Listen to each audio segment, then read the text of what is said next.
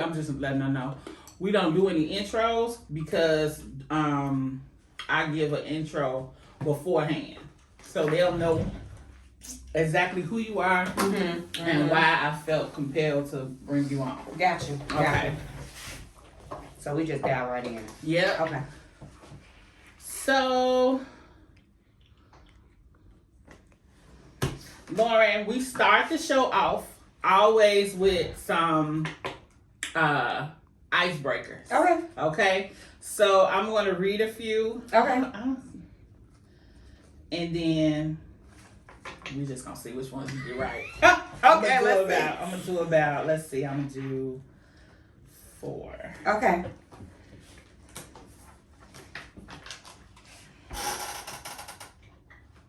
Let's see. Yep, all of these have correct answers. Okay. Okay. You watch a lot of TV, or have you in the past? Yes, I do watch a lot of TV. Okay.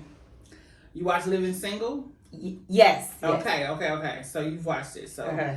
on Living Single, Uh-huh. where did Khadijah work at as an editor and publisher? Flavor Magazine. Okay. Yes. Movies now. Okay. Love and Basketball. Uh-huh. What does Quincy say to Monica after he wins their game before his wedding? Double or nothing. Oh my God! My best friend would be so glad she knew the answer. That's her favorite movie. Well, it was when we were coming up. Right. This is movies again. Okay. The owner of the Players Club gave nothing to Country Boys. What was his name? Dollar Bill. This girl, she do watch TV and movies. Okay. If you get this one right, Okay. she'll be like the first person to get them all right. Oh, Lord. Okay. In his WB sitcom, what was the name of the hotel that Jamie Foxx worked in? Kingstown. Oh my God, she knew all of them. That's pretty cool. Normally, I have to help people out. Yes. I didn't have to help you. That's cool. Yes, I love TV. Yeah, me too. Yep. Okay, so Okay. everyone. Okay, well, I'm gonna just talk directly to Yes. you. The reason I brought you on today is because when we went to the trip, Yeah. we were at the. We did a girls' trip Yep. to Mexico. Yep. And where was it at? In Oh, were we in Cabo? No, we was in Cancun. Okay, we went to Cancun, Mexico for a girls trip. It was 50 or 60 women. 50 of us, yeah. 50 women, yes. 50 Shades of Royalty with Precious Memories. I'll be sure to tag Precious Memories event planning in the notes. Yes. And it was amazing time. Yeah. trip. I want you to first tell me about that trip. How did it come about for you? So, Tamika, Precious' sister, she sent my sister and I an invite, like, we're doing a big girls trip, and we want everybody to come. And just when she said it was out of the country, me and my sister have been talking about going on an international trip. Okay. Because we had never we both went out of the country, but we've never been together. Okay. So we thought that would be cool. So came about, and I'm like, oh my God. And the whole year that we took leading up to it, I felt it gave us a lot of time to prepare, pay. And then when we got to the trip and we got to our destination, just meeting everybody from all walks of life, different ages. When I came back, I was just amazed at how people from 20 to 70 could just get along so well. It was amazing. It was just a group of empowerment. You know how people say women can get together. Yeah. I did not experience any of that. It was just a group of love, just being around such grounded Black women. It just did something to me. So I loved it. And I keep saying we need to do one every year. Yes. I'm like, not every other year, right? Right. It should be every year. to build on the momentum. For sure. But she was just saying that it's so much to plan. It is.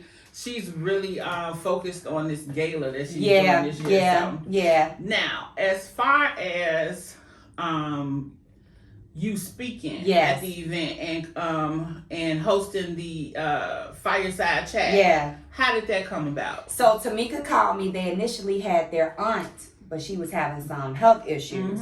So Tamika called me the week we were leaving, and she said, "My sister said wants to know if you would be able to step in." And I'm like, "What? I knew of Precious, but I didn't know her one-on-one." She's like, "Yes, the Lord dropped you in her spirit." And so I said, "Okay, cool, I can do it." And I was so nervous. But I started prepping for it. And when we all got together, it just all came together for me. Like I spent that whole day in the room just preparing, meditating, writing down my notes. And then we all came together. It just flowed. And that moment, it showed me that my purpose doesn't have to be in the traditional four walls of the church. I can complete my purpose anywhere. So it was an eye-opening experience for me. I needed that. That was awesome. So your regular work, you work for a government office. It's a social service agency. Okay. So a nonprofit community action agency. I work for CETA. Okay. And so people, when they hear CETA, they hear about energy assistance, light, heat, water bill, light bill, gas bill. But we also do other things. So I work in the family support and community engagement department, and it's a case management program. So whatever we typically tailor to low-income individuals, and whatever we can do to get them over any barriers to employment, health, education, we'll provide assistance. So transportation, dental, vision, because a lot of people need that. And people don't know that CETA covers all of that. No, we just had a meeting this week about increasing our social media presence, our internet presence, because a lot of people don't know that it's a whole community action agency network across the nation. People don't know. And so what I do is I'm the youth services coordinator. So basically the services we provide to adults, I provide to youth. Nice. Okay. So the reason I asked that is because I'm going to assume that because you do a lot of, or do you do a lot of public speaking in the role that you do with CETA? So when I just was promoted to this role in May. At first, when I was just a regular, you would call it case manager, we call it family support specialist. When I was doing that, I would do one-on-one case management, getting to know people that I didn't know. So that was one overcoming a fear of mine, because speaking to somebody, trying to really get to know them, dig deep, being that helper, building that relationship, that can be challenging, especially if you're not used to that type of one-on-one engagement. And then with youth, I did have to do a lot of public speaking. I did have to step out of my comfort zone.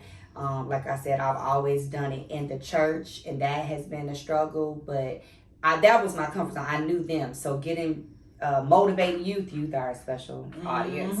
Finding that niche and building on that, yes, public speaking, I have to do a lot with that. Yes. Okay. So you going and then coming and doing the event, the fireside chat in Cabo. Wait, Cancun. Yeah. I must need to be in we Cabo, need to guys. So you doing that in Cancun? Yeah. Would you say it was something that you was used to, or was that like a totally different animal? It was a totally different animal because I had to empower women that I did not know.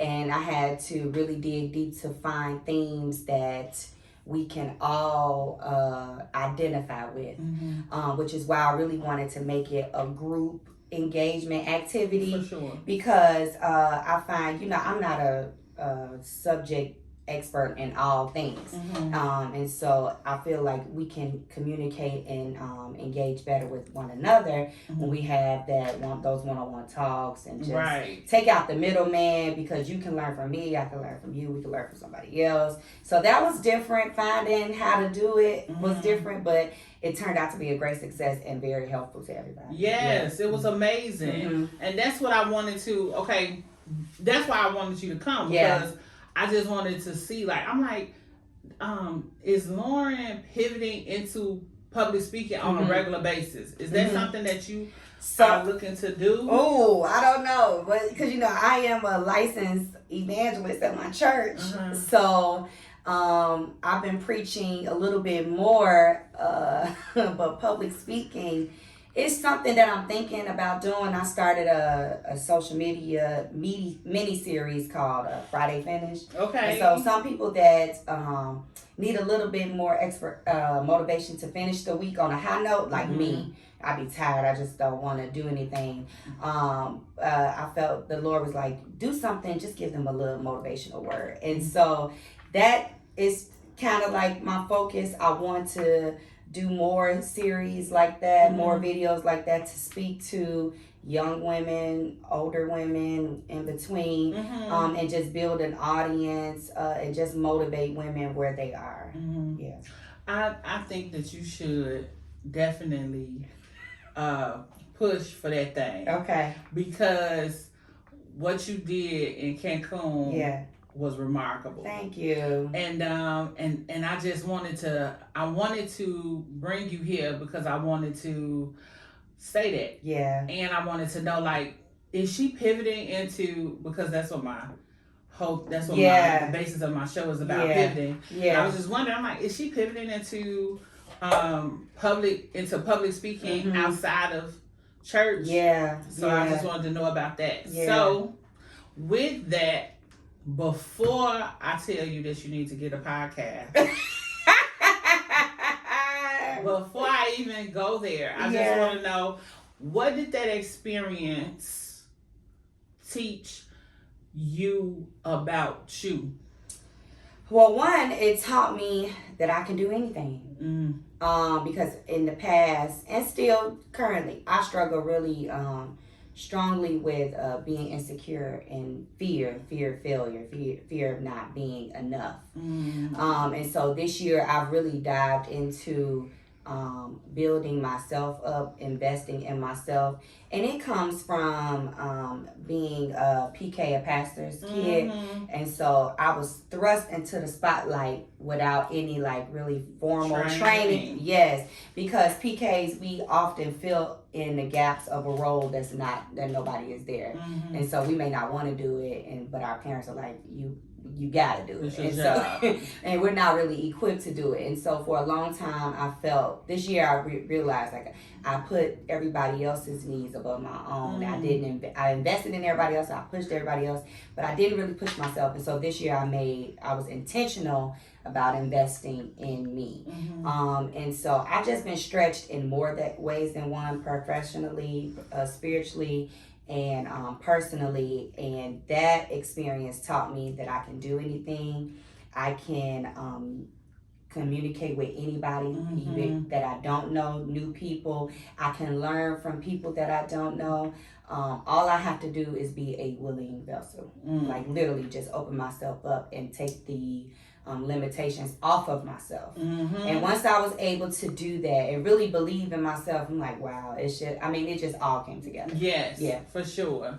What do you think in that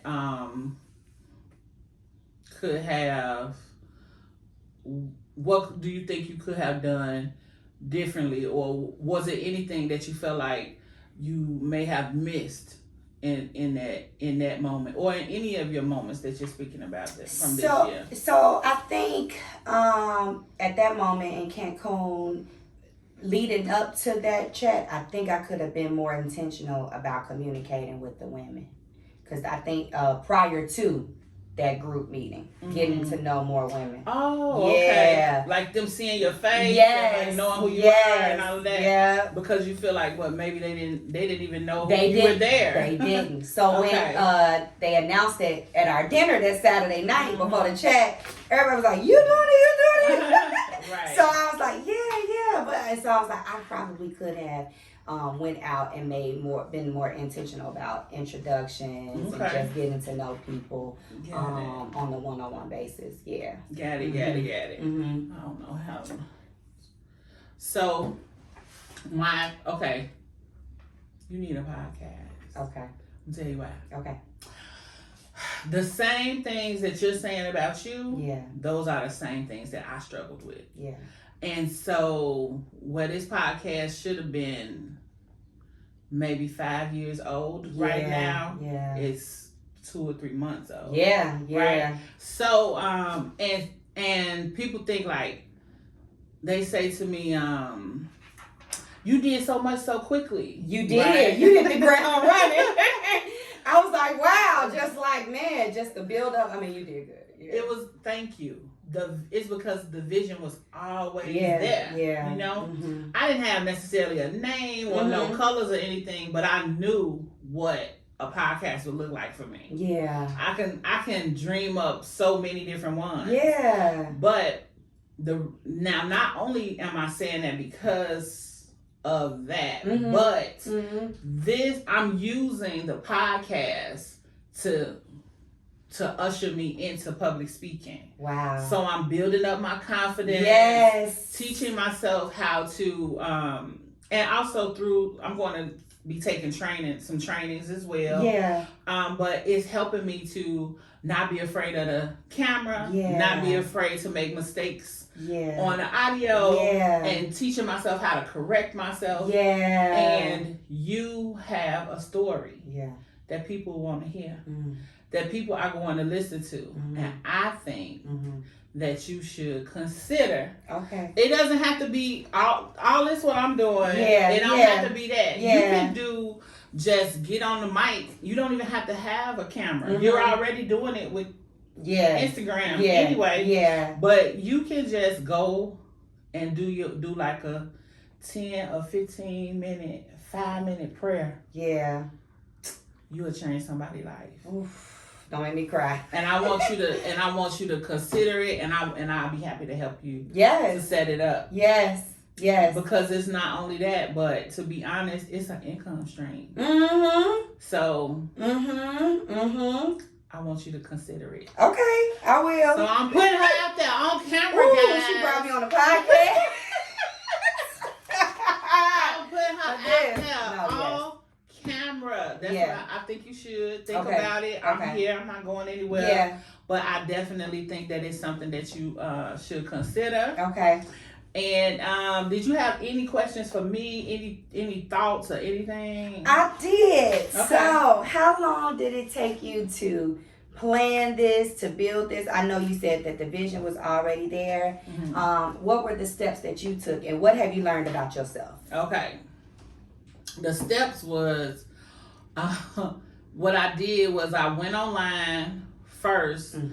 No, I'm sorry. I did go online. My friend, she said something to me. She was like, we should do a podcast. So she was like, I could totally do that. You and I could totally do that. Yes. And then it went from you and I to, girl, you could totally do that. I'm like, because she had no idea that it had already been in my spirit for so long. Yes. Right? Yes. She thought she was bringing me something new. Yeah. And I'm like, I got mics in my back of my closet. Let's do it, right? Yeah. And when she said it, I was like, you know what? It has to be time. Her and I had not been speaking. We had not spoke to one another in probably 5 years or more. Wow. And then when we started back talking, it was just like old times. Yeah. We started back talking, and she was like, man, we could totally do this on the podcast. And then I just did just a little bit of research and bought that microphone. Yeah. Because the microphones I had were the wrong ones. Yeah. So anyway, I bought that, and then she came over and we did a test episode. The test episode is gonna air over the holiday. Okay. And the bug bit me, and I was like, I'm doing it. Yes. So the prep, once I made the decision to do it, honestly, I called around to try and find me like some producers, somebody who could help me with video. Yeah. And people were booked. They couldn't commit. Yeah. So a friend of mine was like, he said, why don't you ask your nieces? Yeah. And I was like, yeah, right. Yeah. I just do this. I could do it on the weekend with them. Yeah. Told them. They were like pumped to do it. And the rest is history. I just just every step of the way. Yeah. I did research, right? I Yes. would say, okay, lighting. I go and I look up lights online, Yes. and when I look up lights, it would be too expensive, and I would say generic lights, you know, that type of thing. Yes. Or lighting for this complexion, that type of thing. So I learned that, figured out how to get the proper bulbs and everything. Yes. And then platform. Where do you like? I had no idea how to get the podcast. Yes. Where to go? Where to do that. Yeah. So I looked that up. And everything was just. It just kind of was just falling in place. Doing. It's so much information out there. It is a lot of information. Yeah. So it wasn't necessarily hard. Right. It was just a matter of the commitment. Yeah. Right. Yeah. So that was always the thing, was that I was concerned with committing. Right. Because if you decide to do it, if you really want it to pop, you gotta be. You gotta be committed and consistent, because that's how you build up your audience. Exactly. Yeah. So that was the thing, and then I had such a phobia. Not even. I just didn't want to. I have been working for myself for so long, behind the scenes. Yeah. I've always, ever since I've been working for myself, I've always been a person behind the scenes. Yeah. I never had to be in front of people speaking, talking, none of that. And even though I was fairly good at it, I didn't have to do it. So Right. Yeah. I didn't have to get dressed. I didn't have to put on makeup. Yeah. So now it's like lights, camera, action. I gotta put my makeup on. And then I had to deal with everybody being like, "Oh my God," that thing when they see me dressed or see me with, and I'm like, "Shut up," you know, it makes me feel funny. Cringy, because the attention, like, I totally get that. But the steps are very, it's pretty much just getting your microphone, get your platform that you're going to use, turning the mic on, talking, and just go from there, right? If you decide to do video, it's a little bit more, because you got to deal with the video piece as well as the audio. Yeah. But the financial aspect will come from both, but the audio is what people should be initially going after. Gotcha. But all this stuff, all of this was just me. Just me being me, but it's not necessarily necessary. Yes, I got you. But I am going to be putting together a pamphlet that I'm going to be distributing over the holidays. I don't know if I'm going to do 10 or 15 steps, but I'm going to do like the steps to starting a podcast. Yes. So it'll be out there. Okay. I'm going to do that. I'll be doing that, as well as I'm going to be doing credit repair and credit building. Okay. And business establishment. Okay. So people will know how to put the fundamentals to make the money behind the pod. Yep. Yeah. I love it. Okay. I love it. Well, I love it.